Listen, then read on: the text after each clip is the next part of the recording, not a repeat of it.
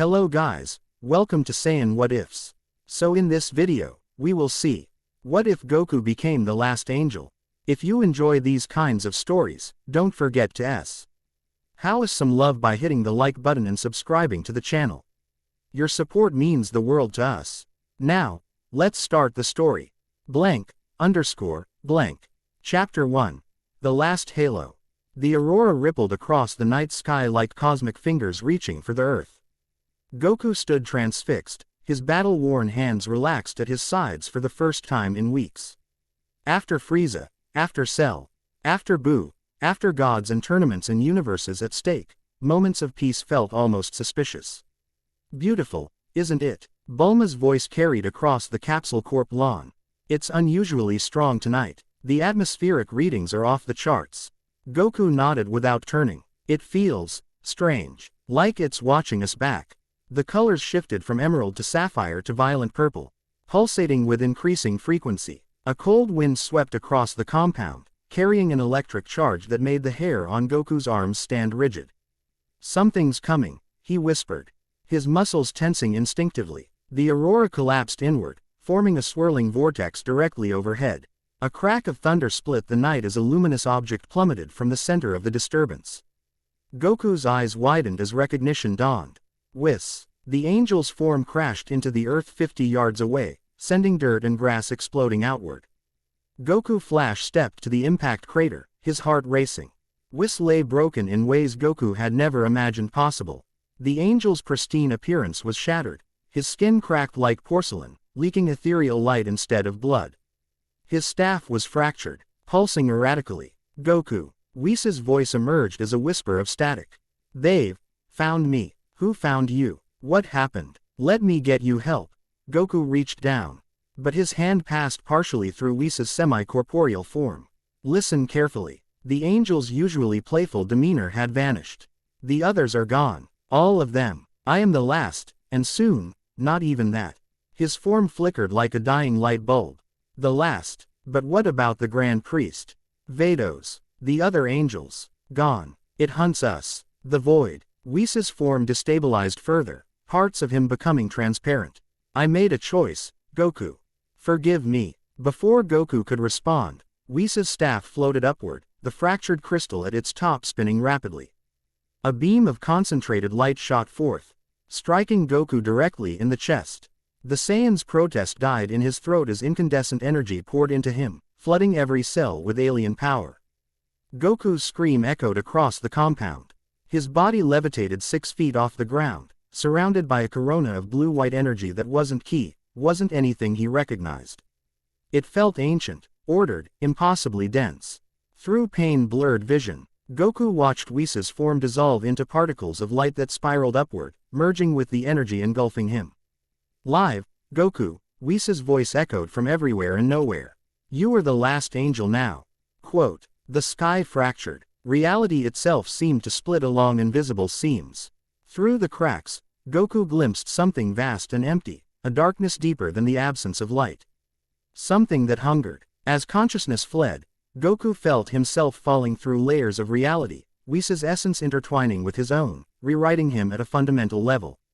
His last thought was of his family, of Gohan and Goten, before everything dissolved into blinding light. Breathing pattern normalizing. Neural activity still off the charts. Whatever he is, he's definitely not human. The voice pierced Goku's consciousness. Female, precise, clinical, unfamiliar. His eyelids felt weighted with lead. When he finally forced them open, blinding white light sent daggers of pain through his skull. Pupillary response. He's conscious, the same voice announced. Goku blinked rapidly, his vision clearing to reveal a woman leaning over him.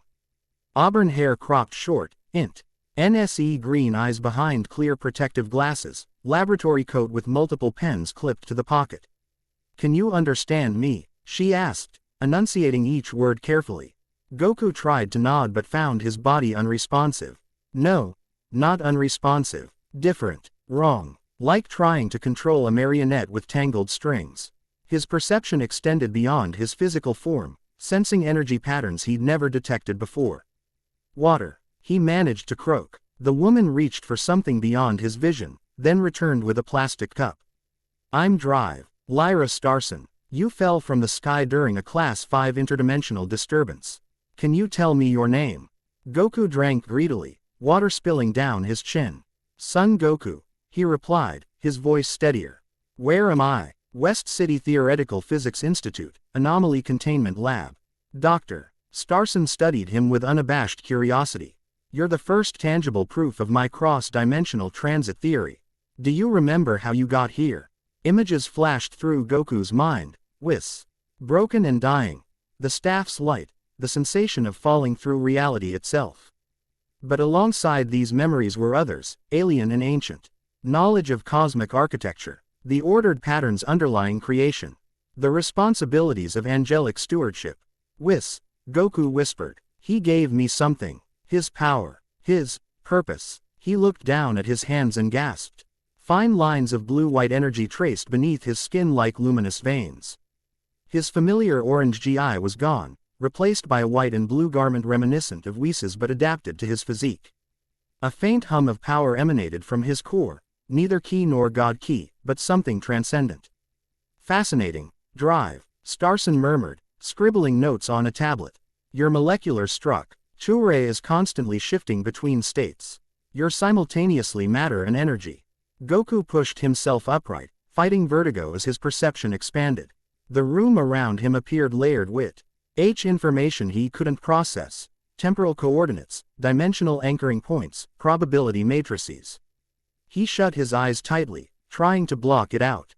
Something's hunting angels, he said through gritted teeth. Whis called it the void. It found him right before he changed me. Dr. Starson's pen stopped moving. The energy signature that followed you through the aurora. My instruments detected a second anomaly 30 seconds after your arrival. Something massive. Her eyes widened. If it's still tracking you. The laboratory lights flickered. Temperature plummeted. Frost crystallizing instantly across surfaces. Goku felt it before he saw it. A wrongness in reality itself. A hungry emptiness that negated rather than destroyed. We need to move, Goku stated, swinging his legs off the examination table. His body felt simultaneously heavier and lighter, as though partially untethered from physical law. The ceiling tiles disintegrated, not burning or breaking but simply ceasing to exist. Through the growing gap, a darkness deeper than night poured into the laboratory, a liquid-like substance that consumed everything it touched, leaving perfect nothingness behind. Dr. Starson backed away, clutching her tablet. That's not possible. Matter cannot simply stop existing. Goku's new instincts flared. Without conscious thought, his hand extended, tracing a complex pattern in the air. Golden light followed his fingertips, forming a perfect circle of symbols that Goku somehow recognized as the cosmic language of creation. Stay inside this, he commanded, pushing the circle outward to surround Drive. Starson. The circle expanded into a hemisphere of protective energy just as the void substance reached for her. The darkness recoiled from the barrier, hissing like water on hot metal. Goku felt ancient knowledge rising within him, defense mechanisms encoded in angelic essence. What are you doing, Doctor? Starson demanded, though her voice trembled. Buying time, Goku replied, his voice resonating with harmonics that hadn't been there before. He extended his other hand, attempting to form a second protective circle around himself. Nothing happened. The angelic Nold, GE flooding his consciousness offered the explanation. His transformation was incomplete. The abrupt transfer had left gaps in the integration process. He had fragments of angelic power without full control. The void substance gathered itself like a predator preparing to pounce. Goku reached instead for familiar energy, his Saiyan ki flaring to life, the blue radiance of Super Saiyan God mixing with the angelic light beneath his skin. The combination felt unstable, like mixing volatile chemicals. This might get rough, he warned, focusing on Dr. Starson's protective barrier. Without full angelic abilities, he needed to move her to safety. The void lunged. Goku grabbed the entire barrier containing Drive. Starson, the angelic symbols burning his fingers as he channeled his ki through them. With desperation-fueled instinct, he visualized elsewhere, anywhere away from this hunting darkness. The world fragmented around them. For a heartbeat, Goku glimpsed the architecture of reality itself. Su. NT-less universes connected by threads of cosmic law, many damaged or torn, some entirely consumed by spreading darkness. Then they were falling through nothingness, drive. Starson's scream muffled by the protective barrier as dimensions blurred past them. They crashed onto solid ground with bone-jarring force, the protective hemisphere shattering into particles of light that dissipated like mist. Goku staggered to his feet, his vision swimming as new surroundings came into focus. They stood in what appeared to be a refugee camp stretched across a barren landscape beneath an unfamiliar purple sky. Makeshift shelters constructed from mismatched materials housed beings of varied species, many of which Goku had never seen before. In the distance, reality itself seemed to fray at the edges, the horizon dissolving into static. Doctor. Starson sat up, brushing dust from her lab coat with shaking hands. What just happened? Where are we? Goku scanned their surroundings, processing information through both his senses and the new cosmic awareness pulsing behind his thoughts. I'm not sure. I didn't exactly aim. I just pushed us away from danger. Pushed us across dimensions, you mean, drive. Starson corrected, her scientific curiosity visibly overriding her fear. The atmospheric composition is nothing like Earth's, yet somehow breathable. The gravity is approximately 1.2 times Earth normal. She squinted at the disintegrating horizon. And that appears to be actual universal boundary degradation. Remarkable. Goku helped her to her feet, noticing how his touch left faint illuminated fingerprints on her lab coat that slowly faded. I need to figure out what Whis did to me, and fast. That thing is hunting angels, and now it's hunting me. Fascinating. You think you've absorbed this Whis individual's essence? Becoming a hybrid entity. Doctor. Starson pulled a small device from her pocket and scanned him. Your energy signature is unlike anything in my database. Before Goku could respond, a low warning siren echoed across the encampment.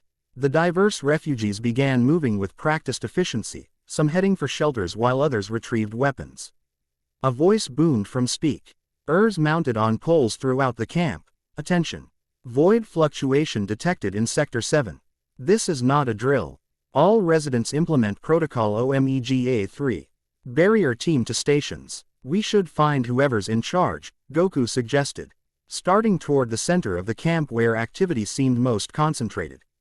They hadn't gone 20 paces when they were surrounded by armed guards, a mixed group of species united by their matching armbands and wary expressions. Their weapons were a hodgepodge of technologies, some recognizable to Goku, others completely alien. Halt and identify, commanded a tall, muscular woman with dark blue skin and white tribal markings across her face. Unauthorized dimensional transit is forbidden under outpost law. Goku raised his hand slowly, aware that the luminous lines beneath his skin had brightened with his tension. My name is Son Goku. This is Dr. Starson. We didn't mean to come here. We were escaping something that attacked us. The blue-skinned woman's eyes narrowed, her grip tightening on a staff crackling with energy. The surge before your arrival, characteristic of void activity. Her gaze fixed on the glowing patterns beneath Goku's skin.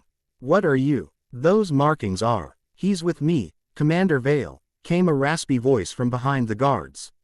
The circle parted to reveal an elderly being, hunched with age, leaning on a gnarled wooden staff. His species was unfamiliar to Goku, gray-skinned with 4 arms and a crown of short tentacles instead of hair, but the aura of wisdom around him felt universal. Elder Moru, the BL.UE woman. Vale, acknowledged with respect but suspicion. You know these intruders? Not personally, the elder replied, his multifaceted eyes studying Goku intently. But I recognize what he carries. He approached Goku with surprising speed for one so apparently frail. You bear the essence of an angel, yet you are not one born. How came you by this gift, Son Goku? The camp around them had gone quiet. Refugees watching from doorways and windows. Goku sensed fear, hope, and hostility in equal measure. An angel named Whis transferred his power to me before he died, Goku explained, feeling the weight of every eye upon him. He said the others were gone, that he was the last. Until me. A murmur rippled through the gathered crowd. Elder Moru's tentacles writhed in what might have been agitation or excitement. The last angel, Vale repeated, her voice thick with emotion. So they're truly gone. All of them. You know about the angels. Goku asked. Everyone here knows of the celestial hierarchy, Elder Moru replied. This outpost exists because of their absence. When the void began consuming universes, the angels were our first line of defense. His 4 hands performed a complex gesture of respect. They sacrificed much to help evacuate threatened realities. Dr. Starson stepped forward, her scientific curiosity evident. Evacuate entire universes? That's theoretically impossible. The energy requirements alone were considerable, Elder Moru finished for her. Which is why so many angels fell. They extended themselves beyond their considerable limits. He turned back to Goku. And now one has chosen you as legacy bearer. Interesting. Commander Vale looked far from convinced. If he truly carries angelic essence, prove it. The marking patterns could be artificial. Goku looked down at his hands. At the luminous lines that pulsed in time with his heartbeat. I'm not sure how. It's all new to me. I can't control it properly. A newly transferred essence would be unstable, Elder Moru acknowledged. The integration process typically takes time, even for intended vessels. He extended one hand. May I? Goku nodded, allowing the elder to place a gnarled hand over his heart. The contact sent sparks of celestial energy dancing across the elder's skin, causing his tentacles to illuminate from within. Genuine angelic essence, Elder Moru confirmed, withdrawing his hand with a wince. Raw and untamed, but authentic. He fixed Goku with a penetrating stare. But incomplete. The transfer was rushed, desperate. You have perhaps 60% integration. Is that why I can't access all the powers? Goku asked. When that void thing attacked, I could create one protective circle but not another. Vale stepped forward, her previous suspicion giving way to intensity. You encountered the void directly and survived.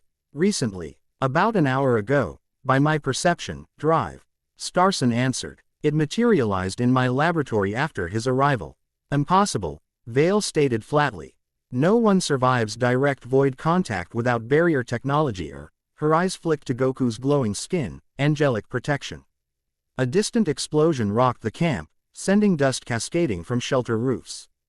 The warning siren changed pitch, becoming more urgent. Void breach in Sector 7. A panicked voice announced over the speakers. Barrier failure imminent. All personnel evacuate to central bunker. Elder Moru's expression grew grave. Our discussion must wait. If the void has followed you here. I need to help. Goku interrupted, the Saiyan warrior in him responding instinctively to the threat. I've spent my life protecting people. I won't stop now. Vale's expression hardened into determination. Follow me then, angel bearer. Let's see what you're capable of. Without waiting for a response, she turned and sprinted toward the disturbance with inhuman speed. Goku moved to follow but paused when Dr. Starson grabbed his wrist. The contact sent tingles of energy between them. Be careful, she said, her scientific detachment slipping to reveal concern. Your physiological transition is incomplete. Overexertion could destabilize the integration. I'll be fine, Goku assured her with a shadow of his familiar carefree smile. I've been fighting impossible odds my whole life. This isn't like your previous battles, Elder Moru warned. The void doesn't fight, it unmakes. Goku nodded his understanding before taking off after Vale, his new form moving with unfamiliar grace, partially disconnected from gravity's full influence. He caught up to Vale quickly, matching her pace as they raced through the increasingly frantic camp. Refugees were fleeing in the opposite direction, carrying whatever possessions they could manage. What is this place? Goku asked as they ran. Who are all these people? Outpost 17, Vale replied without slowing. One of 23 known interdimensional refugee centers established after the void began its consumption phase. She vaulted over a fallen support beam. Everyone here has lost their universe, their reality. Their entire universe. Goku's mind reeled at the scale of the disaster.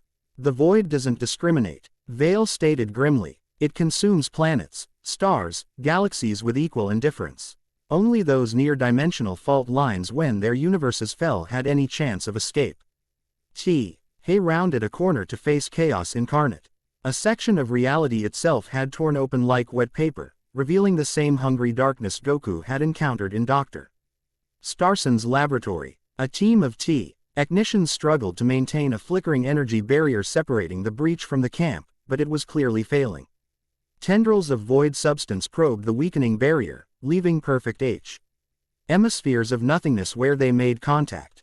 3 technicians had already fallen, their bodies partially erased where the darkness had touched them. The containment field is collapsing. A technician shouted. We need evac now. Vale drew a short blade that hummed with energy. We hold the line while they retreat. Nothing more. The void cannot be fought directly. Goku studied the barrier. Technology with both his eyes and his new angelic senses. The principles behind it resonated with something in his transformed consciousness, a fundamental mathematical harmony that angelic beings understood instinctively. I think I can help, he said, stepping forward. His body hummed with conflicting energies, the raw power of his Saiyan heritage warring with the ordered precision of angelic essence. Closing his eyes, Goku reached not for power but for pattern. The angelic knowledge within him recognized the barrier's structure, its weaknesses, its potential. He raised both hands, fingers spread wide. Stand back, he warned Vale. I'm not sure how this will work. Drawing on both ki and angelic essence simultaneously, Goku traced a complex series of symbols in the air, symbols that represented cosmic constants, universal laws. The binding principles of reality itself. As his fingers moved, golden light followed, hanging suspended before him like illuminated calligraphy. The void substance recoiled, its probing tendrils withdrawing momentarily from the barrier. What is he doing? One of the technicians whispered. Angelic script, Vale responded, voice hushed with what might have been awe. Reality enforcement protocols. Goku completed the final symbol, a complex glyph representing dimensional integrity. With a shout of effort, he pushed the entire array forward toward the failing barrier. The symbols merged with the technology, reinforcing it with principles more fundamental than the physical components themselves. The barrier flared blindingly bright, stabilizing and expanding outward, forcing the breach to contract. Sweat poured down Goku's face as he maintained the connection between his energy and the barrier. His incomplete transformation made the process far more taxing than it would be for a full angel. He felt like he was trying to lift 10 times Earth's gravity using only his fingertips. It's working, called one of the technicians. The breach is shrinking. Goku's vision blurred. The luminous lines beneath his skin began to pulse erratically, some dimming while others brightened dangerously. He could feel his control slipping, the angel essence and his Saiyan ki falling out of alignment. I can't hold it much longer, he gasped through gritted teeth. Vale stepped to his side, her expression determined. You've given us enough time. She turned to the technicians. Activate the emergency translocation. We're abandoning the outpost. But the other sectors, a technician protested, are already evacuating. Vale cut him off. The central hub is prepping for dimensional jump. This outpost is lost. She gripped Goku's shoulder. You need to let go. Controlled retreat. Goku shook his head stubbornly. Not until everyone's clear. The strain was becoming unbearable. The conflicting energies within him created mounting pressure, like a fault line ready to rupture. Blood trickled from his nose, glowing with inner light. Vale's grip on his shoulder tightened. Your stubbornness will kill you before you complete the integration. Then Whisa's sacrifice means nothing. Her words penetrated Goku's determination. With a gasp of pain, he released the barrier, staggering backward. The reinforced barrier held momentarily before beginning to deteriorate once more, but at a much slower rate. Now we run, Vale ordered, supporting Goku as he swayed on his feet. They retreated through increasingly deserted sections of the camp, heading toward a massive structure at its center. Goku's strength returned gradually, the luminous patterns beneath his skin stabilizing with each passing minute. You fought well, Vale conceded as they ran. Foolishly, but well, thanks. I think, Goku replied, his breath coming easier now. You seemed to recognize what I was doing with those symbols. A shadow passed across Vale's tattooed face. I was liaison to the celestial realm before the void came. I worked closely with the angels of our universe. You're a Kai, Goku realized, sensing the divine energy beneath her warrior exterior. She corrected sharply. My universe is gone, my purpose with it. They reached the central structure, of interlocking metal plates covered in symbols similar to those Goku had instinctively drawn. Refugees streamed through multiple entrances, carrying what little they had salvaged. Dr. Starson and Elder Moru waited by one entrance. relief evident on their faces when they spotted Goku and Vale. "You survived, Drive," Starson observed, her clinical tone betrayed by her genuine smile. "The barrier stabilization was your work." Goku nodded, too exhausted for detailed explanations. "What happens now?" "Dimensional translocation," Elder Moru explained. "This outpost has emergency protocols for void incursion. The central hub can transport itself and all occupants to predetermined safe coordinates. But the void will eventually find us again," Vale added grimly. "It always does." The ground beneath them trembled. From the direction they had come, a wave of perfect silence rolled outward, the absence of sound marking the void's advance as it consumed the outpost section by section. "Inside, quickly," Elder Moru urged, ushering them through the entrance. The interior of the dome was a controlled chaos of refugees, medical personnel, and harried-looking officials trying to maintain order. The center stood a massive device, a pillar of crystalline material extending from floor to ceiling, pulsing with energy that made Goku's new angelic senses tingle. "Interdimensional translocation engine, Drive," Starson breathed, her scientific curiosity momentarily overriding the dire circumstances. "The energy requirements must be astronomical." "It is powered by angel tears," Elder Moru said quietly. "Freely given before they fell." A voice echoed through the chamber. "Translocation in 60 seconds. All personnel secure positions." The crowd moved with practiced efficiency, bracing themselves against walls and support columns. Vale guided Goku and Dr. Starson to an empty section of wall. "Brace yourselves," she advised. "First translocation is always the worst." Goku leaned against the wall, his transformed body still adjusting to the strain he'd put it through. "Where are we going?" "Convergence," Elder Moru replied from nearby, his forearms gripping a support beam. "The largest refugee hub in the accessible multiverse. If answers about your condition exist anywhere, they'll be there." 30 seconds to translocation. Dr. Starson positioned herself next to Goku, her expressee on a mix of scientific fascination and very human fear.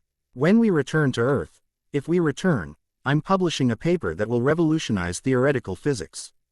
Despite everything, Goku found himself smiling. "If we survive this, you'll have earned it." 10 seconds. The crystal pilar's pulsing accelerated, bathing the chamber in waves of multi-hued light. Goku felt the angelic essence within him responding, resonating with the energy like a tuning fork. "Hold tight," Vale warned. "This will." Reality twisted. The entire structure, and everyone within it, folded through dimensions in ways human minds weren't equipped to process.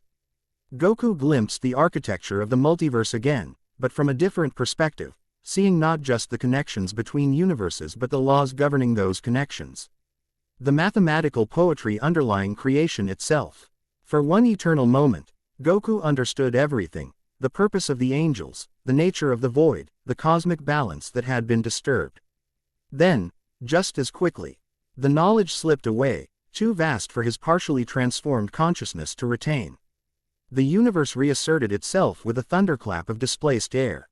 The dome had materialized in an entirely different location, a sprawling cityscape constructed from mismatched architectural styles, technologies, and materials, all clustered around a massive central structure that dwarfed anything Goku had ever seen. Through a transparent section of the dome's roof, Goku could see a sky unlike any he'd encountered before, not the blue of Earth nor the purple of the outpost, but a swirling kaleidoscope of colors, as if multiple atmospheres had been layered atop one another. "Welcome to Convergence," Vale announced without enthusiasm. "Last refuge of a dying multiverse." Goku pushed himself upright, the luminous patterns beneath his skin pulsing steadily once more. The brief glimpse of cosmic understanding had left him with one certainty, a purpose that resonated with both his Saiyan warrior spirit and the angelic essence transforming him. "I need to find the Celestial Archive," he stated with newfound conviction. Elder Moru's tentacles writhed in surprise. "The archive is a myth, a legend among legends." "It's real," Goku insisted. "And it contains the knowledge I need to complete this transformation, to understand what Whis wanted me to become." Dr. Starson studied him with scientific curiosity. "You experienced some form of revelation during the translocation, didn't you? Cognitive enhancement triggered by resonant energy patterns." Vale's expression hardened into determination. If the celestial archive exists, it would hold the knowledge of the angels, perhaps even how to fight the void directly. It exists, Goku confirmed, the certainty bone deep. And I need to find it before the void finds me again. As the words left his mouth, a tremor passed through the luminous lines beneath his skin. For a heartbeat, a faint halo of light manifested above his head, incomplete. Fragmented, but unmistakably angelic. In that moment, Son Goku, Saiyan warrior, Earth's protector, now vessel for the last angel's essence, accepted the burden that had been placed upon him. Whatever Whis had intended, whatever cosmic responsibility now fell to him, he would face it as he had faced every challenge before. With determination, hope, and the unshakable conviction that, no matter the odds, he would find a way. The halo flickered once more before fading, awaiting the completion of his transformation, the moment when the last angel would truly awaken. Chapter 2. Fractured Divinity. Convergence defied conventional description. The metropolis existed in a pocket dimension where fragments of countless destroyed universes had been sewn together like a cosmic patchwork quilt. Gravity fluctuated subtly between districts. The sky above cycled through different atmospheric compositions hourly. Architecture from 1,000 civilizations crowded against each other. Crystalline spires next to wooden pagodas, hypermodern skyscrapers alongside primitive mud brick dwellings. From the observation deck of the translocation hub, Goku watched beings of every conceivable form navigate the organized chaos below. 3 days had passed since their arrival, and the luminous patterns beneath his skin had stabilized into a consistent network of pulsing blue-white lines. The transformation continued internally, angelic knowledge surfacing in unpredictable bursts that left him disoriented and strangely detached. Fascinating place, isn't it? Dr. Lyra Starson's voice carried the precise diction of a lifetime in academia. She joined him at the railing, her auburn hair now pulled back in a practical ponytail, her lab coat exchanged for locally acquired clothy. A high-collared tunic over fitted pants with numerous pockets she'd immediately filled with scientific instruments. A dimensional confluence point where physics itself becomes negotiable. Goku nodded, his eyes tracking a floating market that drifted through the air currents between buildings. It feels temporary, like everyone's holding their breath. An apt assessment, Elder Moru agreed, approaching with the assistance of a hovering mobility device. Convergence exists in dimensional space that the void has difficulty perceiving. But difficulty does not mean impossibility. We are merely prolonging the inevitable. That's not good enough, Goku replied, determination hardening his voice. He turned to face the elder, the incomplete halo briefly materializing above his head when his emotions intensified. There has to be a way to stop it, not just run from it. Spoken like a warrior, not an angel. Commander Vale emerged from the shadows, her blue-skinned arms crossed over her chest. She'd discarded her outpost uniform for lighter combat attire that showcased the intricate white markings covering her arms and shoulders, symbols of her lost Kai heritage. Angels preserve balance. They don't seek to destroy threats. I'm not just an angel, Goku countered. The contradictory energies within him surged in response to the challenge. I'm also Saiyan. We don't back down from fights. Vale's eyes narrowed. Is that why Whis chose you? Your propensity for violence. That's quite enough. Elder Moru's normally gentle voice carried unexpected authority. Angel or Saiyan, Son Goku is our best hope against the void. But first, he must complete his transformation. Dr. Starson pulled out a handheld scanner, waving it over Goku's form. The integration rate has accelerated over the past 72 hours. Energy patterns show approximately 67% alignment.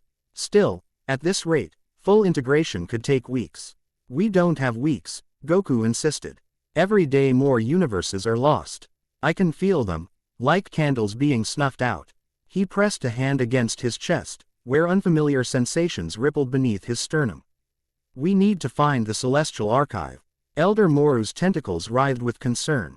Even if the archive exists, no one knows its location. The angels guarded that secret carefully. Someone must know something, Goku persisted. This place holds refugees from everywhere. There has to be a lead. Vale uncrossed her arms, decision crystallizing in her expression. There is one possibility. The underground circuit. Absolutely not. Elder Moru objected immediately. That den of criminals and opportunists. As also where those with forbidden knowledge gather, Vale finished. If anyone in Convergence knows about the archive, they'll be there. What's the underground circuit? Goku asked. Doctor. Starson adjusted her glasses, a habit when she was about to share information. A network of black markets and information exchanges operating beneath Convergence's official oversight. Highly dangerous, largely lawless, but remarkably effective at preserving knowledge that authorities might prefer erased. Then that's where we start, Goku decided. Not we, Vale corrected. You'd be recognized immediately with those markings. I'll go alone. With respect, Commander, drive. Starson interjected, your Kai markings aren't exactly inconspicuous either. The underground would identify you as former authority instantly. I can disguise my appearance, Vale countered.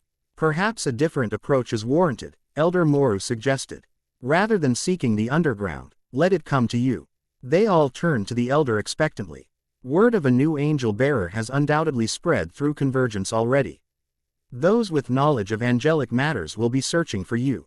Elder Moru's tentacles curved into what might have been a smile. Sometimes the best way to catch a fish is to become the bait. The Fractured Star Cantina occupied 17 distinct architectural styles simultaneously, each section salvaged from different doomed universes. Its clientele was equally diverse, beings of all forms gathering to trade stories, information, and various intoxicating substances.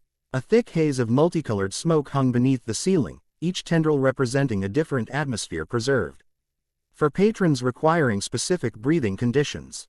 Goku sat at a corner table, uncomfortably aware of the sideways glances and whispered conversations his presence generated.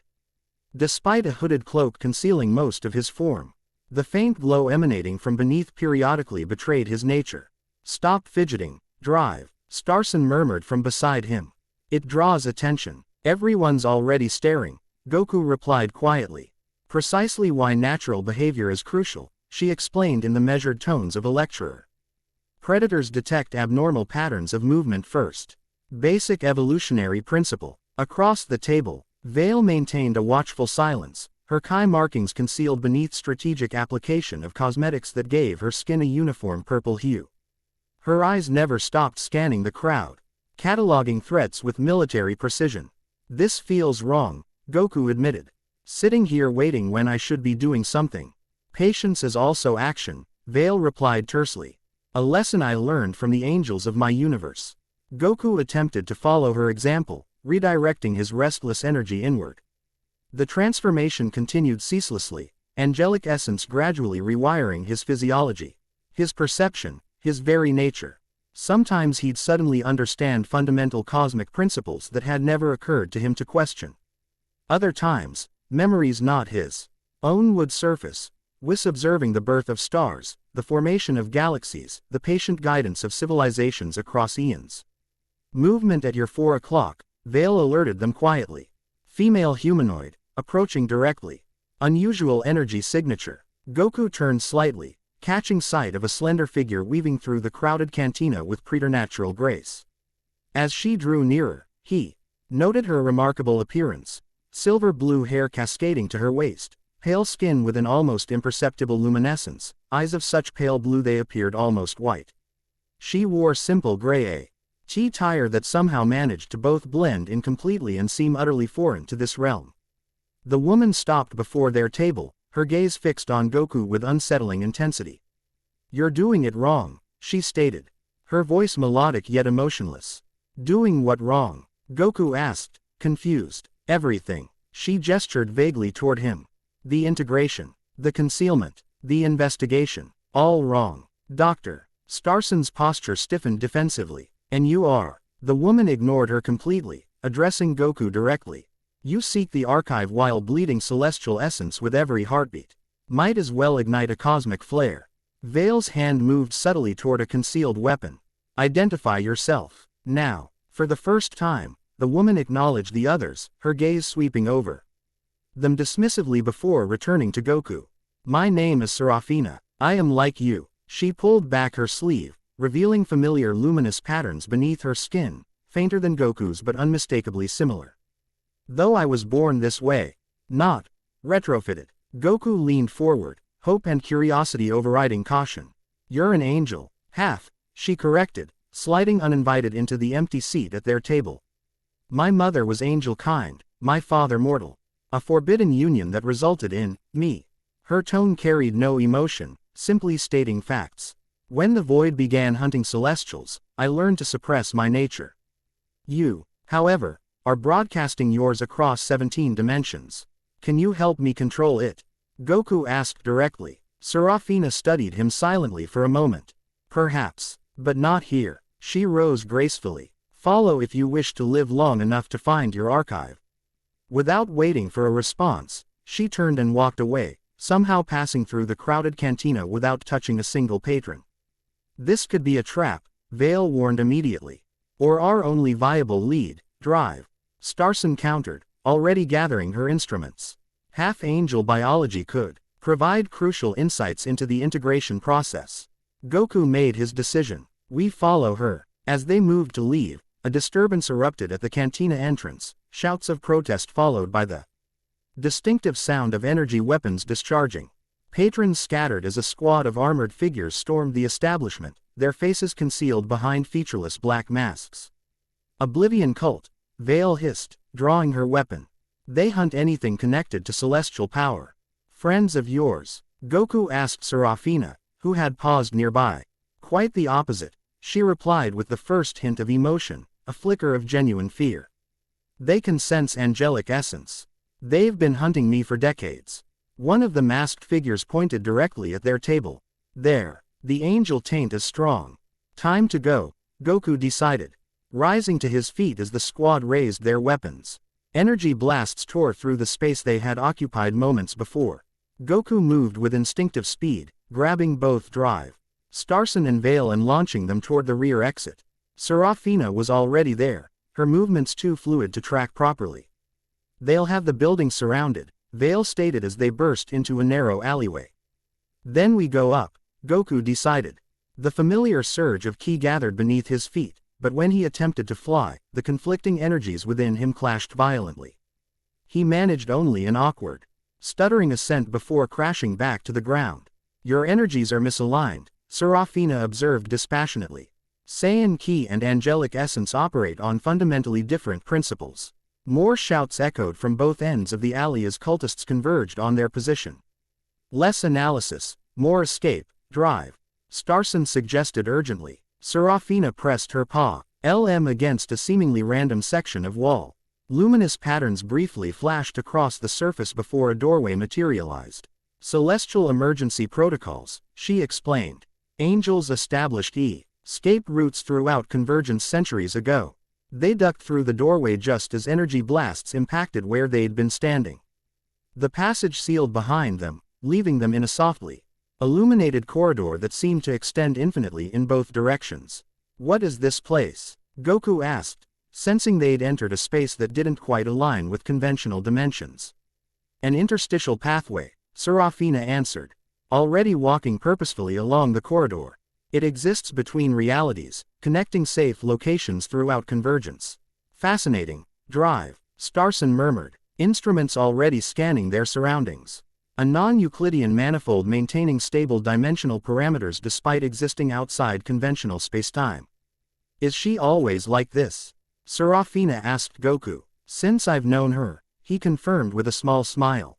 "Where are you taking us?" "Somewhere you can learn to control your transformation before you get us all killed, or worse, found by the void." They walked in silence for several minutes, the corridor occasionally branching or shifting in ways that defied logical geometry. Finally, Serafina stopped before a section of wall indistinguishable from any other. With a series of precise gestures, she traced symbols similar to those Goku had instinctively created during the outpost attack. The wall dissolved, revealing a.m. Otis apartment filled with an eclectic collection of artifacts from various civilizations. The windows showed a view of convergence from high above, though Goku sensed they hadn't actually ascended. "Welcome to my sanctuary," Serafina announced without warmth. "It's shielded against detection, both technological and mystical." As they entered, the space seemed to expand subtly to accommodate them. "Doctor." Starson immediately began examining the artifacts with undisguised scientific curiosity, while Vale positioned herself near the door, ever vigilant. You mentioned helping me control the integration, Goku prompted. Serafina turned to face him fully, her pale eyes unnerving in their intensity. First, you must understand what you've become, or rather, what you're becoming. I'm listening. Angels aren't merely powerful beings. She began, moving to a shelf and retrieving an ancient-looking scroll. They're fundamental forces personified, cosmic principles given consciousness. When Whis transferred his essence to you, he wasn't simply giving you power.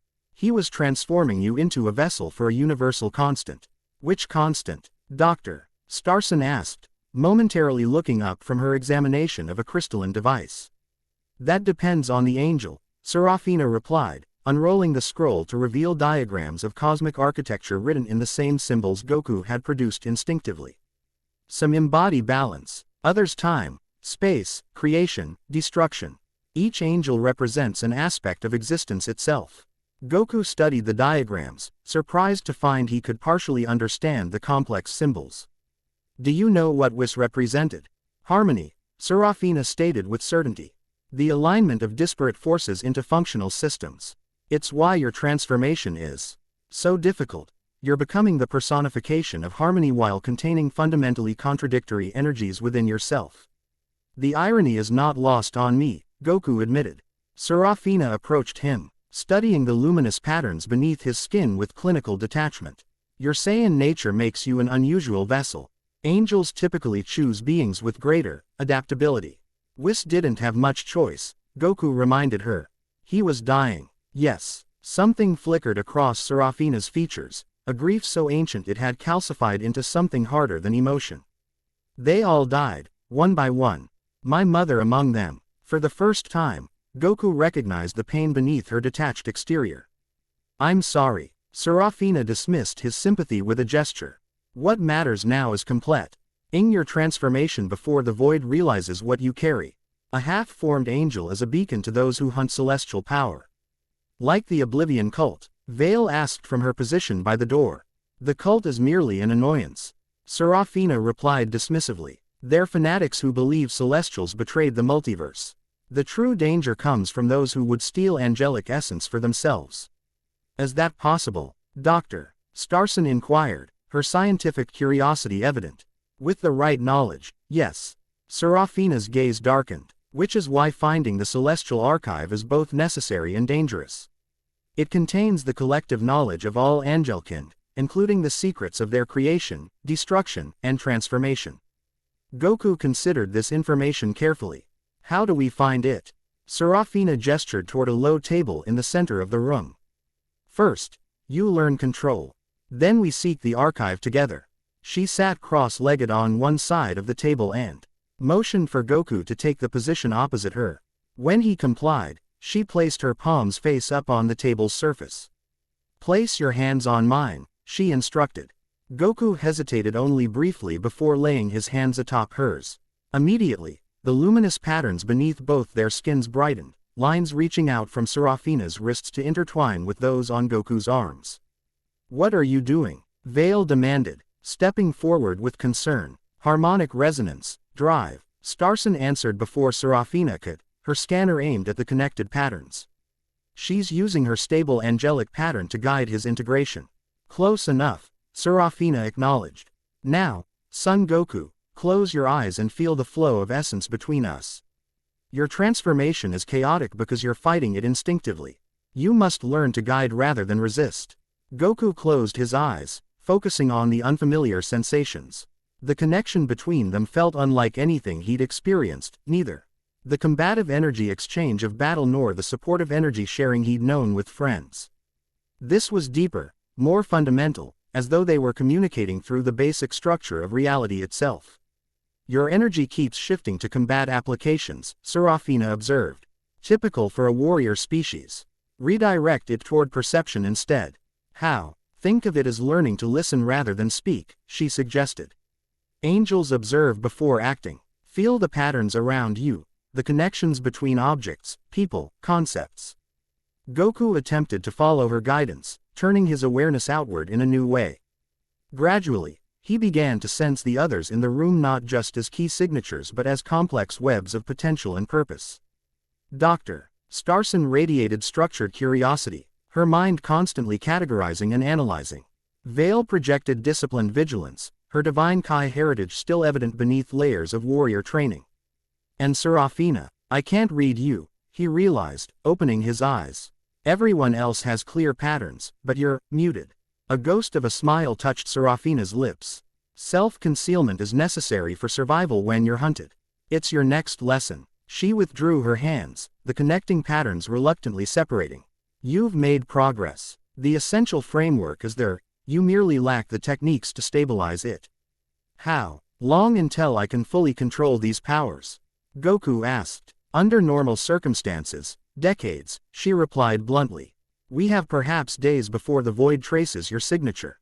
Dr. Starson approached, her scanner still humming softly. Perhaps we could accelerate the process through targeted energy induction.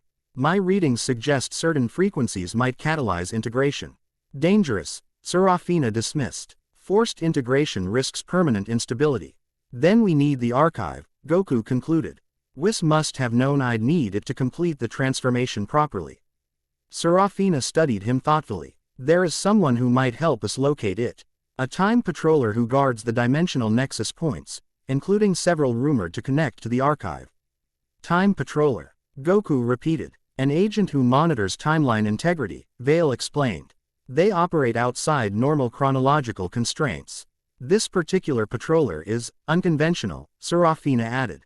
She calls herself Mirai, and she's known for bending regulations when it serves her purposes. How do we find her? Goku asked. We don't. She finds those she wishes to meet. Serafina rose gracefully. But there are ways to draw her attention. Convergence's central nexus resembled a massive clockwork cathedral, its architecture dominated by interlocking gears and crystalline pendulums that urged not just time but dimensional stability. As the refugee hub's administrative center, it buzzed with activity, officials from dozens of species coordinating evacuation protocols, distributing resources, and monitoring void activities across surviving universes. Goku felt distinctly out of place among the bureaucrats and administrators. Despite Serafina's lessons in energy suppression, the luminous patterns beneath his skin still pulsed visibly, drawing curious and fearful glances from passers-by. Remind me why we're broadcasting our presence in the most heavily monitored location in Convergence. Vale asked tersely, her disguise reinstated but clearly uncomfortable. Precisely because it's monitored, Serafina replied. Time patrollers observe nexus points for anomalies. And a half. Transformed Angel certainly qualifies as an anomaly. Drive. Starson concluded, adjusting her scanner. Quite ingenious, actually. They proceeded through security checkpoints where guards pretended not to notice Goku's obvious celestial nature, evidence of either remarkable discretion or deliberate blind spots in Convergence's administration. Finally, they reached the Dimensional Observatory, a vast, circular chamber where hundreds of viewing portals displayed real-time images from throughout the multiverse. My word, Drive, Starson breathed, her scientific composure momentarily shattered by wonder. The observational capabilities alone represent technological advancement beyond anything in our universe. Goku wasn't listening. His attention had fixed on one particular portal showing a familiar blue-green planet, Earth. His Earth. The sight sent an unexpected pang of homesickness through him. In the chaos of his transformation, he'd had little time to think about what, and who, he'd left behind. Your home, Serafina observed, following his gaze. Still intact, for now. For now, the void consumes indiscriminately, she replied. But some universes are more resistant than others. Yours has survived longer than most. Goku's hands clenched. All the more reason to find the archive quickly. As they moved deeper into the observatory, Serafina guided them toward a smaller portal pulsing with unstable energy. Unlike the others, this one showed not a single location but a constantly shifting array of images, places and times flickering past too quickly to identify. A temporal anomaly point, she explained. Time patrollers use these for transit. So now we just wait. Vale asked skeptically. Now we create a ripple they can't ignore, Serafina corrected. She turned to Goku. Channel your energy, both Saiyan and angelic, into the portal. Not enough to damage it, Just enough to. To what? A new voice interrupted. Cause a Class 3 timeline fracture. Because that's exactly what you're about to do. They turned to find a woman leaning against a nearby column, arms crossed casually over her chest. Her appearance was striking. Athletic build, asymmetrical blue-black hair shaved on one side, and a modified uniform bearing insignia from multiple timelines. Most notably, a device resembling a sophisticated watch encircled her wrist, occasionally emitting soft pulses of light. Mirai, Serafina acknowledged without surprise. Prompt as always. When someone's about to punch a hole in temporal stability, promptness seems appropriate. Mirai pushed away from the column, her movements suggesting combat training tempered with deliberate casualness. Her accent contained elements from multiple eras, creating a peculiar linguistic blend. So this is the hybrid causing ripples across the timeline manifold. She circled Goku, appraising Ly. Interesting choice, Whis. You knew Whis? Goku asked. Mirai shrugged. Time patrollers encounter angels frequently, occupational overlap. Whis was more reasonable than most. Her eyes narrowed as she studied the luminous patterns beneath his skin. That integration looks seriously unstable. You're what? 70% complete. With fragmentary access to angelic functions. That's exactly right. Drive. Starson confirmed, impressed. Temporal perspective, Mirai explained. I'm seeing both what you are and what you're becoming simultaneously. She glanced at Serafina. You're trying to find the archive, I assume. Yes, Goku answered directly. Can you help us? Mirai's casual demeanor slipped momentarily, revealing something harder beneath. Helping someone locate the celestial archive violates at least 17 timeline preservation protocols. She paused, then grinned. Fortunately, I've never been great with protocols. Your assistance is appreciated, Vale stated formally. Don't thank me yet. Mirai checked her wrist device. The archive exists partially outside normal spacetime. Getting there isn't the problem. Getting there safely is. What do you mean? Goku asked. The archive is protected by temporal displacement fields. Without proper navigation, you could end up thousands of years in the past or future. Mirai's expression grew serious. And with your unstable integration, temporal displacement could shatter your essence completely. Doctor. Starson frowned. Is there a way to stabilize him before attempting access? Possibly. Mirai studied Goku thoughtfully. The integration needs anchoring, a fixed point to organize around. Similar to how crystals require a seed to form proper structure, drive. Starson suggested. Exactly, Mirai confirmed. Angelic essence is semi-fluid until fully integrated. It needs a core belief or purpose to crystallize around. She turned to Goku. What drives you, Son Goku? What's your unchanging center? The question caught him off guard. Throughout his life, Goku had been driven by the simple joy of growing stronger, testing his limits, protecting his loved ones. But now, with cosmic awareness expanding his perspective, those motivations seemed simultaneously essential and insufficient. I don't know anymore, he admitted. Everything feels bigger now. That's the problem, Serafina interjected. Angels perceive the cosmic scale. Mortals operate on personal scales. You're caught between. Then we need to bridge that gap, Mirai decided. Give you something that connects your Saiyan identity to your angelic purpose. Before Goku could respond, alarms blared throughout the observatory. The viewing portals flickered simultaneously, many displaying the same image, a massive distortion approaching convergence from multiple dimensional vectors. What's happening? Goku demanded. An automated announcement echoed through the chamber. Attention all personnel. Class 1 dimensional incursion detected. This is not a drill. Implement protocol terminus immediately. The void, Serafina whispered, genuine fear breaking through her composed exterior. It's found convergence. Mirai consulted her wrist device, her expression grim. This isn't right. My temporal readings show convergence surviving another 73 days before the void breaches its defenses. Unless something changed the timeline, drive. Starson suggested. Something like. All eyes turned to Goku, his partially transformed state pulsing with increasing brightness. It tracked your angelic signature, Vale concluded. Just as we feared. Guilt and determination warred within Goku. Then I need to leave convergence. Draw it away from all these people. That won't work, Mirai countered. Once the void identifies a target location, it continues consumption regardless of whether the original beacon remains. Then we fight, Goku decided, his Saiyan instincts surging. Serafina shook her head. You cannot fight the void.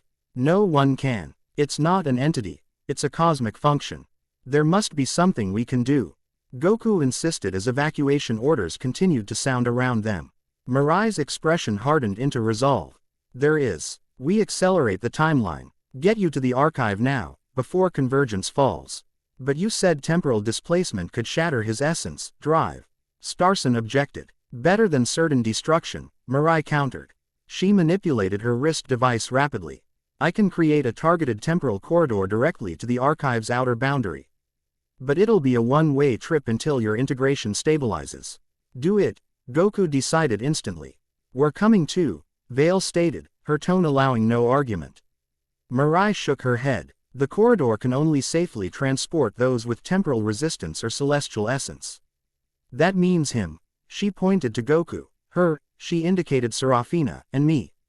Unacceptable, Vale argued. My mission is to protect him. I know, Mirai interrupted. But you'll disintegrate in a temporal corridor. Your Kai nature isn't sufficient protection. As they argued, the observatory emptied around them. Staff rushing to evacuation points. Through the viewing portals, Goku could see the void's approach, not a wave or a storm but an absence spreading across dimensions, consuming everything in perfect silence. There's no time, he interrupted. Vale, drive. Starson, you need to evacuate with the others. Actually, Mirai interjected, studying her device, there might be a workaround. She turned to Dr. Starson. Your scanner. It's cataloged his energy patterns, correct? Dr. Starson nodded. Extensively. I've documented the entire integration process thus far. Perfect. Give it to me. When Dr. Starson hesitated, Mirai continued impatiently. It can serve as a temporal anchor. With your data as reference, I can create a feedback loop that might allow non-celestials to survive the corridor. Might. Vale repeated skeptically. 73% probability of survival, Mirai specified. Better odds than staying here with the void. Another series of alarms blared. More urgent than the first. The floor beneath them trembled as Convergence's outer defensive systems engaged. Dr. Starson handed over her scanner. What's the alternative hypothesis? Certain death. Pretty much, Mirai confirmed, connecting the scanner to her wrist device. Everyone link hands. Physical contact maximizes the protection field's effectiveness. They formed a human chain, Mirai at the front, followed by Goku, Serafina, Drive, Starson, and Vale at the end. With her free hand, Mirai manipulated the temporal portal, which expanded and stabilized into a swirling corridor of chronometric energy. Whatever happens, she shouted over the increasing disturbance, don't break the chain. The temporal currents will tear you apart. With that warning, she stepped into the portal, pulling the others after her. Goku felt reality itself unwrap around him, time becoming a physical dimension he could perceive directly. The sensation was both exhilarating and terrifying, like diving into an ocean of pure possibility. The corridor stretched endlessly before them, branching into countless tributary timelines. Mirai navigated with practiced precision, steering them through chronometric currents with minor adjustments to her device. Hold tight, she called back. Temporal turbulence ahead. The warning came just before the corridor convulsed violently. Goku tightened his grip on both Mirai and Serafina, feeling the strain as they were pulled in different temporal directions simultaneously. Behind him, he heard Drive. Starson cry out in pain and Vale's grunt of determination.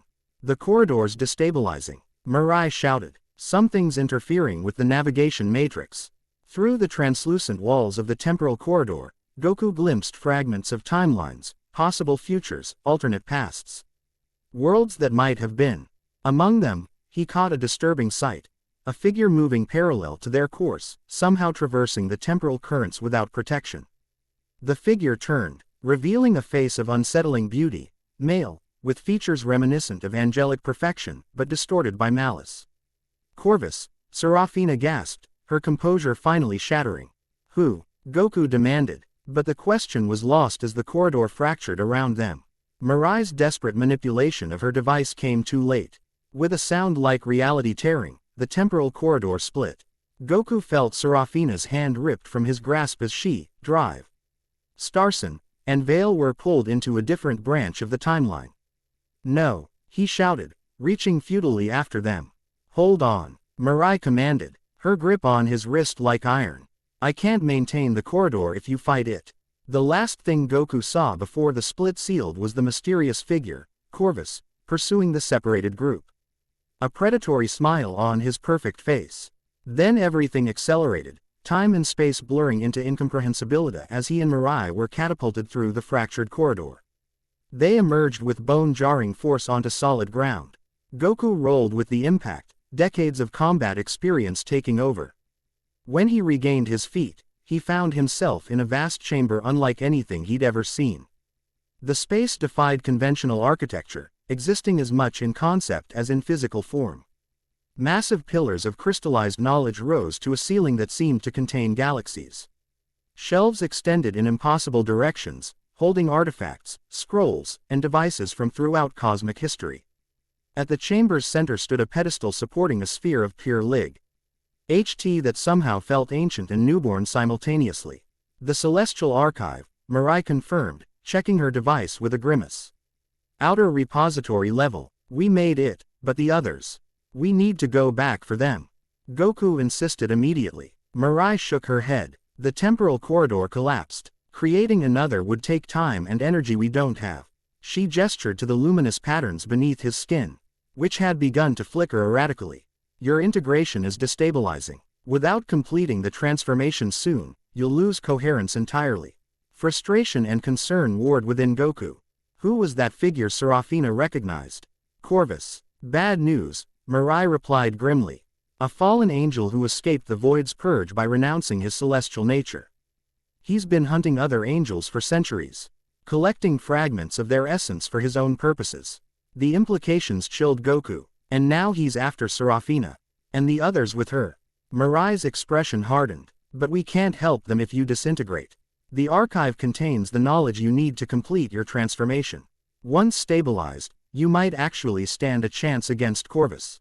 Reluctantly, Goku nodded. Where do we start? Mirai surveyed the seemingly infinite collection. That's the problem with cosmic libraries. Organization systems tend toward the incomprehensible. They moved deeper into the archive, passing shelves containing everything from primitive stone tablets to devices so advanced they seemed to exist partially in other dimensions. Occasionally, Goku felt drawn to specific artifacts, the angelic essence within him recognizing its own history. This place feels alive, he observed, noticing how the pathways seemed to shift subtly around them. In a way, it is, Mirai confirmed. The archive adapts to the seeker's needs. At least, that's what the legends claim.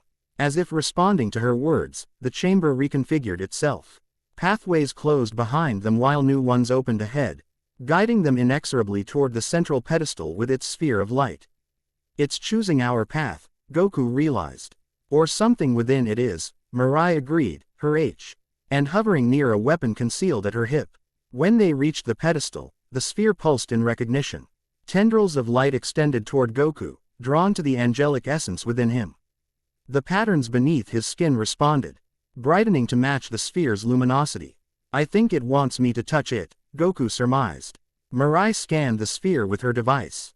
Temporal readings are all over the place. This thing exists in multiple timeframes simultaneously.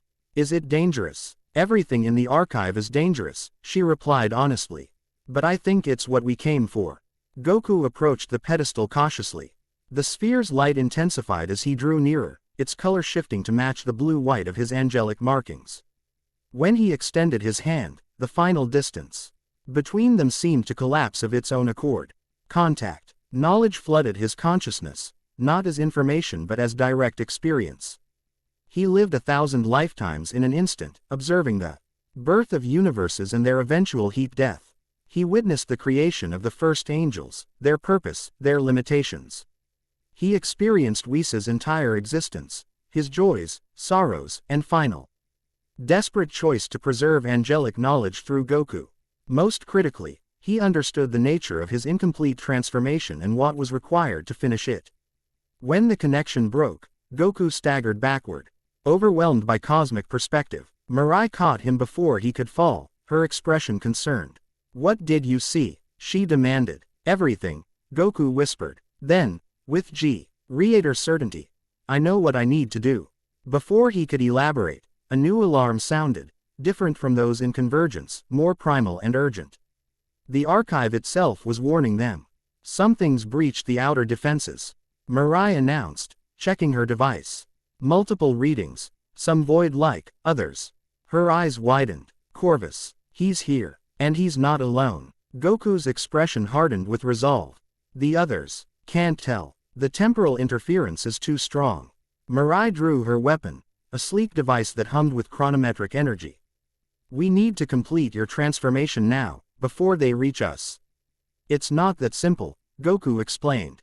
The final integration requires a choice, a fundamental decision that will define my nature as an angel. What kind of choice? Whether to embrace cosmic perspective entirely or retain my mortal connections. Goku struggled to articulate concepts that transcended language. Angels exist beyond individual attachments, seeing all beings as equal parts of the cosmic equation. To fully transform, I must either release my personal bonds or find a way to reconcile them with universal perspective. Understanding dawned in Mirai's eyes. That's why angels seem so detached. They literally cannot prioritize individuals over cosmic balance. Exactly. And Whis knew that would be my struggle. Goku looked down at his hands. The luminous patterns had begun to stabilize into more coherent networks. I've always fought to protect my friends, my family, my world. How can I become something that views their lives as cosmically equivalent to all others? Maybe that's the point, Mirai suggested as the alarms intensified. Maybe Whis chose you precisely because you wouldn't surrender your connections. Maybe the angels need that perspective. Before Goku could respond, the archive chamber shuddered violently. Sections of the impossible architecture began to disintegrate as something corrosive ate through the outer repositories. Time's up, Mirai announced grimly. Whatever you're going to do it now. Goku closed his eyes, focusing inward where angelic essence and Saiyan spirit continued their uneasy coexistence. The knowledge from the sphere had shown him the traditional path to angelic transformation, the surrender of individual perspective to cosmic awareness. But it had also hinted at another possibility, one never before attempted. Harmony, Whis' fundamental aspect, didn't require the elimination of differences but their integration into functional systems. Perhaps his transformation didn't demand surrendering his mortal connections but incorporating them into a new type of angelic consciousness. The chamber shook again, more violently. Goku heard Mirai engage in combat somewhere nearby, her temporal weapon discharging with sharp cracks of displaced air. Company, she shouted. Lots of it. Goku opened his eyes to see the chamber filling with Oblivion cultists, the same masked figures from the cantina. But now accompanied by creatures that seemed partially consumed by void substance, their forms flickering between existence and nothingness. At their head stood the figure from the temporal corridor, Corvus. In person, his angelic heritage was even more apparent, though twisted into something predatory. Where true angels radiated serene purpose, Corvus projected calculated hunger. The luminous patterns beneath his skin were black rather than white, absorbing light instead of emitting it. The last angel, Corvus observed, his voice musical yet discordant. How disappointing. I expected someone more complete. Goku stepped forward protectively, positioning himself between Corvus and Mirai. Where are my friends? A cruel smile played across Corvus's perfect features. The half-breed is useful to me. The others less so, but leverage is leverage. He gestured casually, and two cultists dragged forward a struggling figure, Drive. Starson, her lab clothing torn and bloodied but her expression defiant. Don't listen to him, Goku. She shouted. He wants to use the archive to. A cultist struck her, cutting off her warning. Rage surged through Goku, pure Saiyan fury untempered by angelic detachment. The luminous patterns beneath his skin flared brilliantly, responding to his emotion. Interesting, Corvus noted. Your integration is proceeding unusually. All that mortal posse, on interfering with proper angelic development. He stepped closer, examining Goku with clinical interest. You can never become a true angel while clinging to those attachments, you know. They're holding you back from transcendence. Where's Serafina? Goku demanded, ignoring the taunt. And Vale. The Kai proved troublesome, Corvus replied dismissively. Currently incapacitated. As for Serafina, his smile widened. She's fulfilling her destiny. The archive was quite specific about the requirements for containing the void. What are you talking about? The void isn't your enemy, Son Goku. It's the multiverse's immune response to cosmic imbalance. Corvus spread his arms, the black luminous patterns writhing like living shadows. The angels failed to maintain order, so the void emerged to reset the equation. All it needs is a proper vessel to direct its purpose. Realization dawned on Mirai's face. You're trying to channel the void through yourself. Through Serafina, Corvus corrected. A half-angel makes the perfect conduit, connected to cosmic principles yet grounded in physical form. He turned back to Goku. Join me. Your incomplete transformation makes you equally suitable. Together, we could reshape reality itself. By destroying it, Goku countered. By cleansing it, Corvus insisted. The void doesn't destroy, it recycles. Breaks down cosmic structures to their component elements for rebirth. His expression hardened, but it requires guidance, direction, control. Mirai translated. You want to control a fundamental cosmic force. Someone must, Corvus replied simply. The Grand Priest and his children failed. The gods of destruction proved inadequate. Now it falls to those of us who understand true balance. Throughout this exchange, Goku had been calculating options. The strategic warrior and the emerging angel working in rare harmony. He sensed drive, Starson's position, detected Mirai's subtle movement toward a secondary temporal device, and most importantly, felt the sphere behind him pulsing in response to the confrontation. Where is Serafina now? Goku asked, buying time. Corvus gestured vaguely upward. The upper repository. The transition has already begun.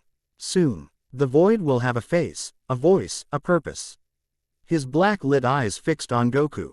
Your answer. Join us or perish with the old order. In that moment of decision, Goku found his answer to the transformation dilemma. He didn't need to choose between cosmic awareness and personal connection. Harmony meant integrating both perspectives. Neither. Goku answered with newfound certainty. He moved with blinding speed, slamming his palm against the sphere behind him while simultaneously sending a blast of concentrated ki toward drive.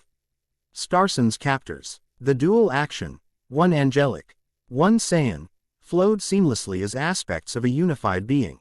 The sphere responded instantly, flooding Goku with pure angelic essence. The luminous patterns beneath his skin stabilized completely, forming intricate networks that represented fundamental cosmic equations. Above his head, a perfect halo of light manifested, no longer fragmentary but whole. No, Corvus snarled, lunging forward. But Goku was already changing. His transformation accelerating exponentially. His Saiyan battle instincts merged with angelic cosmic awareness, creating something unprecedented, an angel who Ned individual connections while perceiving universal patterns. Harmony incarnate, bridging the gap between mortal and cosmic perspectives. The chamber erupted into chaos. Cultists and void-touched creatures attacked from all directions. Mirai engaged 3 opponents simultaneously, her temporal weapon creating pockets of accelerated or decelerated time that trapped her enemies in chronometric bubbles. Dr. Starson, freed from her captors, rolled beneath a nearby repository shelf, retrieving a crystalline artifact that she wielded with surprising effectiveness despite her scientific rather than combat background. At the center of the maelstrom stood Goku, power radiating from him in controlled waves. His movements combined the direct efficiency of his martial arts training with the geometric precision of angelic action. Each gesture served multiple purposes. A deflected attack became a counterattack, a defensive posture simultaneously supported his allies and undermined his opponents. Impossible, Corvus hissed, his perfect features contorting with rage. The integration should have burned out your mortal consciousness entirely. You still don't understand harmony, Goku replied, his voice resonating with subtle harmonics. It's not about eliminating differences but bringing them into functional relationship.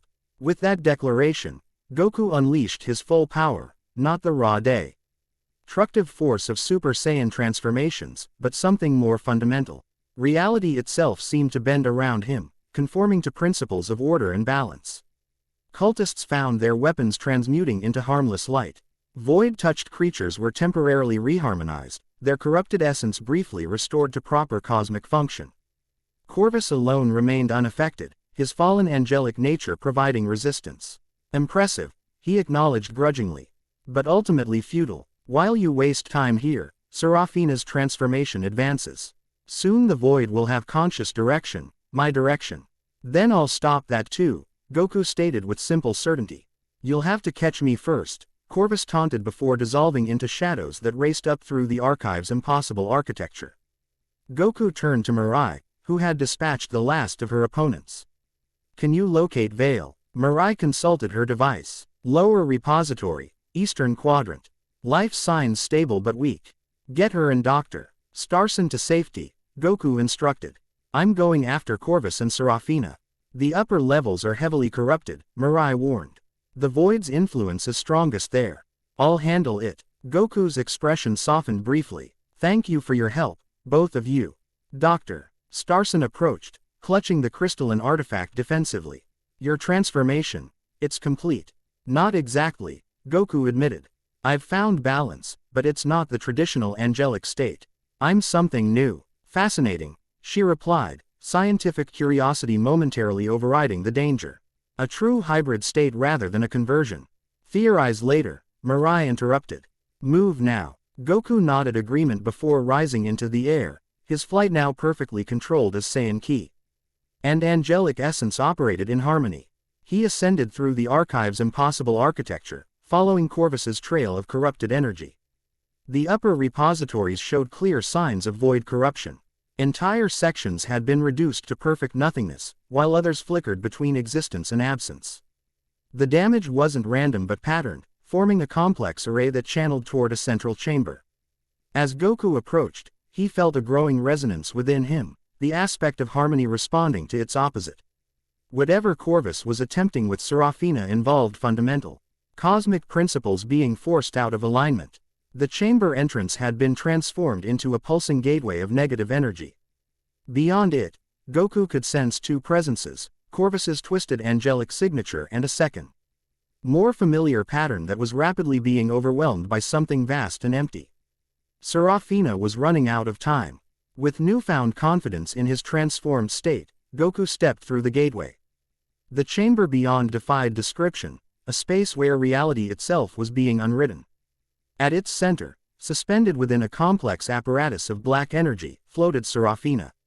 Her form had become semi-transparent, the luminous patterns beneath her skin now black like Corvus's, her expression frozen in silent agony. Surrounding her, tendrils of perfect void extended outward, consuming portions of the chamber in methodical patterns. Each consumed section briefly revealed the true nature of the void. Not destruction but deconstruction, breaking reality down to its component possibilities. Corvus stood before the apparatus, arms extended in control, black energy flowing between him and Seraphina. His perfect features were locked in an expression of rapturous concentration. You're too late, he announced without turning. The merger has begun. Soon, the void will have direction. Your direction, Goku observed, stepping further into the chamber. Someone must guide the renewal, Corvus replied. The angels failed to maintain balance. The void is simply the multiverse correcting itself. By destroying everything, by returning everything to potential. Corvus finally turned, his black-lit eyes fixed on Goku. Creation grows stagnant, complex, corrupt. The void restores possibility, a cosmic reset. Goku studied the apparatus carefully, his enhanced perception recognizing its function. You're not guiding the void. You're trying to control it. There's a difference. Semantics, Corvus dismissed. The outcome remains the same, a cleansed multiverse ready for proper restructuring. With you as its architect. Who better? I've witnessed the failures of the celestial hierarchy firsthand. Bitterness crept into Corvus's melodious voice. Do you know why I fell, Son Goku? Because I questioned. Because I suggested that perhaps cosmic balance required occasional intervention rather than eternal observation. As he spoke, the apparatus pulsed, awing more of Seraphina's essence into itself. She convulsed in silent pain, her form becoming increasingly transparent. You're killing her, Goku stated, anger rising beneath his newly acquired cosmic perspective. She's fulfilling her purpose, Corvus corrected. Half-angels are anomalies, neither cosmic nor mortal, belonging nowhere. At least this way, she serves a greater function. Goku had heard enough. With perfect harmony guiding his actions, he launched himself toward the apparatus, his movement so precisely calculated that Corvus had no time to react. His hand reached for Serafina, fingers tracing counter symbols to those binding her. Corvus recovered quickly, sending a wave of corrupted angelic energy toward Goku. You understand nothing. The cycle must reset. Goku deflected He attacked without breaking his focus on Serafina's bindings. There are better ways to maintain balance than wholesale destruction.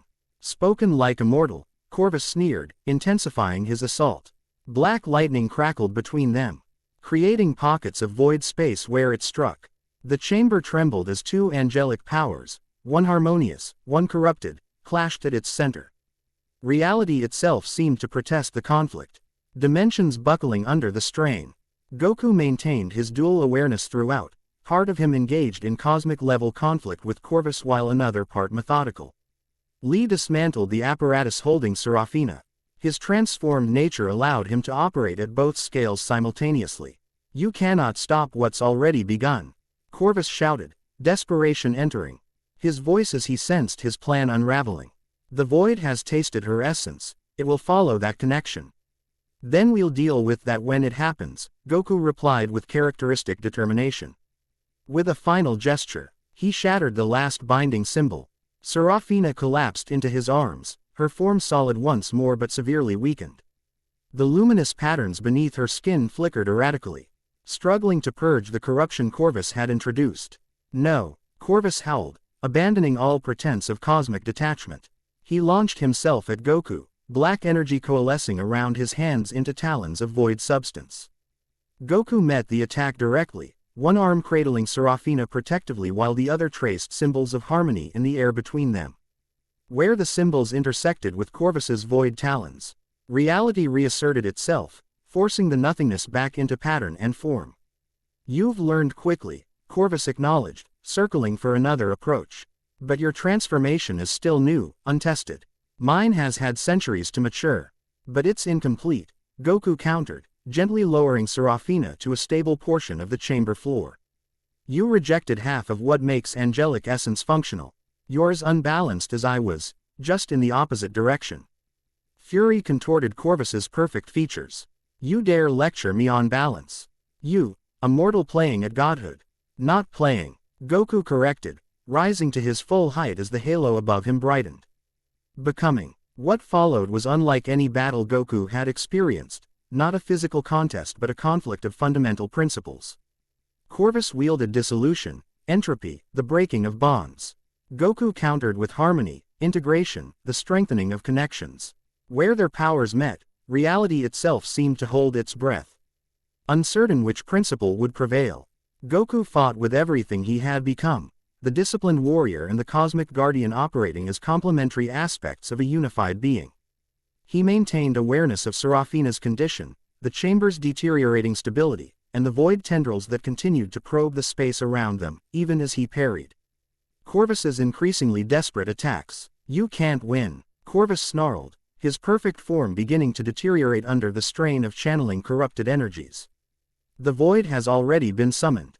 Without a proper vessel, it will consume indiscriminately. Then we'll find another solution, Goku insisted. One that doesn't require sacrifice. With a scream of frustration, Corvus abandoned strategy for raw power, channeling everything he had into a final attack. Black lightning erupted from his hands, his eyes, his mouth, void essence given destructive form. Goku met the onslaught with perfect calm, tracing a complex series of interlocking symbols that formed a complete cosmic equation, the mathematical expression of harmony itself. The symbols expanded outward, encompassing both him and Corvus in a sphere of ordered light. Inside that sphere, cosmic law reasserted itself. Corvus's corrupted essence found itself subject to principles of balance and integration it had long rejected. The fallen angel screamed as his carefully cultivated chaos was forcibly harmonized. What are you doing? He demanded, his voice distorting as his form began to stabilize against his will. Restoring balance, Goku answered simply. Not through destruction but through integration. The process was clearly agonizing for Corvus, whose existence had been defined by rejection of cosmic order for centuries. His black luminous patterns fought against the harmonizing influence, alternately brightening and dimming as internal conflict raged. "Kill me then," Corvus gasped. "Complete your victory." Goku shook his head. "That's not harmony's way." Before he could explain further, a tremendous force slammed into the chamber from above. The carefully maintained sphere of order shattered as the void itself arrived, not the controlled tendrils from before but the full cosmic function, drawn by the concentration of angelic essence. Reality unrolled itself around them. Sections of the chamber ceased to exist, not destroyed but simply removed from the equation of existence. Goku grabbed Seraphina's unconscious form, pulling her away from an advancing wave of perfect nothingness. Corvus laughed bitterly, his momentarily harmonized form already beginning to revert. "You see, it comes regardless. Your mercy changes nothing." The void expanded inward from all directions, leaving them on a rapidly shrinking island of reality. Goku's mind raced, weighing options with both mortal desperation and angelic perspective. Then he understood what needed to be done. "You're right about one thing," he told Corvus. "The void needs direction, but not control, connection." Before Corvus could respond, Goku placed a hand on Seraphina's forehead, channeling healing energy into her weakened form. Her eyes fluttered open, confusion giving way to recognition. "Goku, how?" "No time to explain," he interrupted gently. "I need you to get back to the others. Tell them what happened." Understanding dawned in her pale eyes. "You're going to interface with the void directly." Goku nodded. "Harmony can't fight absence, but it can establish relationship with it." "It will consume you," she warned, strength returning to her voice. "Maybe. Or maybe that's what was intended all along." Goku helped her stand. "Either way, I have to try." Corvus observed this exchange with calculating eyes. "You're both fools. The void cannot be reasoned with. It's a cosmic function, not an entity." "So are angels," Goku countered. "Yet here we stand, making choices." Without waiting for further argument, Goku traced a Co-MP Lex symbol in the air, a temporal displacement glyph Mirai had shown him. The symbol expanded around Seraphina, creating a protective bubble of accelerated time. "Find the others," he instructed as He bubble prepared to transport her away. "Whatever happens, keep them safe." "I will," she promised, her customary detachment giving way to genuine emotion. "Good luck, son Goku." As the temporal bubble carried her to safety, Goku turned to face the void directly. The advancing nothingness had consumed nearly the entire chamber, leaving only a small platform of reality where he and Corvus stood. "What now, Angel?" Corvus asked mockingly. "A heroic last stand." "Something like that," Goku agreed with unexpected calm. "You can leave if you want. The temporal displacement has weakened the barriers." Corvus hesitated, clearly torn between escape and curiosity. Finally, he shook his head. "I've pursued this knowledge too long to leave now. I'll witness your failure firsthand." Goku accepted, this with a nod before turning his full attention to the void. With his transformed senses, he could perceive it more clearly now, not simply nothingness but potential unrealized, existence unformed. It wasn't malevolent, merely function without direction. Taking a deep breath, Goku extended his hands toward the advancing emptiness. The luminous patterns beneath his skin brightened to painful intensity as he channeled both his Saiyan determination and angelic harmony into a single purpose. Not to fight the void, but to communicate with it. The moment his fingertips touched the boundary between existence and non-existence, Goku felt himself being unmade. Atoms, quarks, energy states, all systematically deconstructed and returned to pure potential. But rather than resisting, he accepted the process, maintaining conscious awareness even as his physical form dissolved. In that impossible moment between being and non-being, Son Goku, the last angel, harmony incarnate, reached out not with words or thoughts but with fundamental pattern. He offered not resistance but relationship, not control but cooperation. And remarkably, the void responded. Not with language but with shift and flow, RNS of absence and potential rearranging in response to patterns of harmony and balance. A conversation at the most fundamental level of cosmic function. Dimly, Goku was aware of Corvus watching in Disbelief as the advancement of the void halted, then receded slightly around their platform.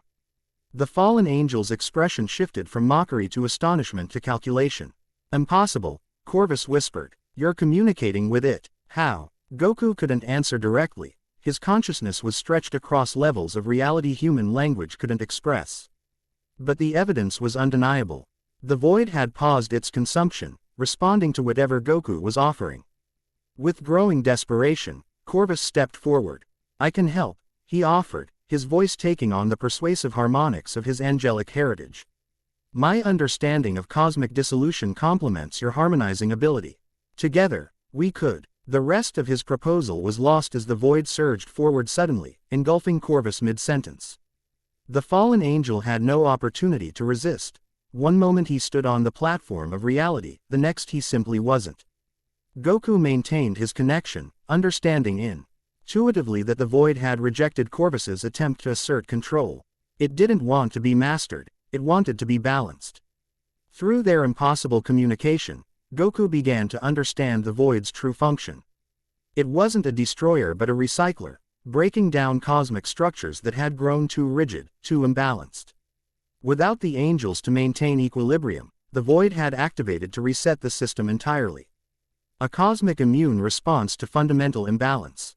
What it lacked wasn't power or purpose but specificity, the ability to distinguish between structures that required dissolution and those still serving cosmic harmony. In that moment of understanding, Goku made his decision. Not a sacrifice but a synthesis. He opened himself completely to the void, offering his unique dual nature as a bridge between cosmic function and individual consciousness.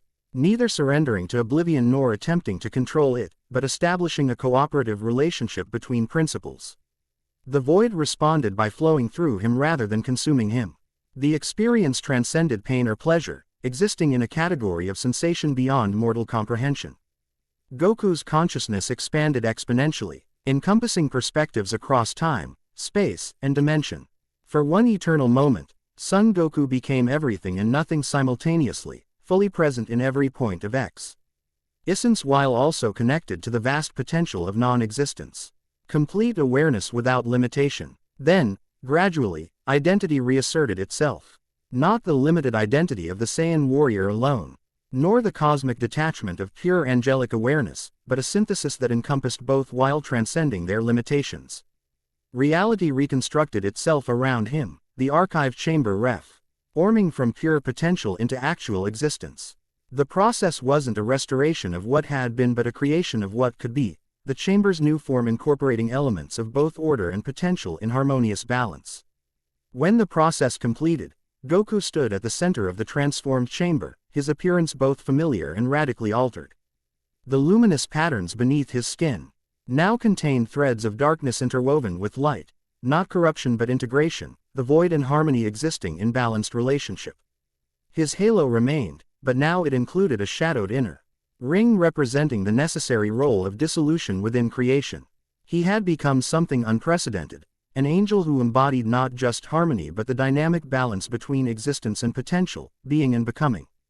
As full awareness of his new nature settled into place, Goku sensed distant presences approaching, Mirai, Drive, Starson, Vale, and Serafina, making their way through the transformed archive toward his location. He smiled, feeling the connections that anchored him to individual perspective even as cosmic awareness expanded his consciousness to universal scale. Whis had chosen well after all. The multiverse didn't need another traditional angel, it needed something new, something that could bridge the gap between cosmic function and individual experience.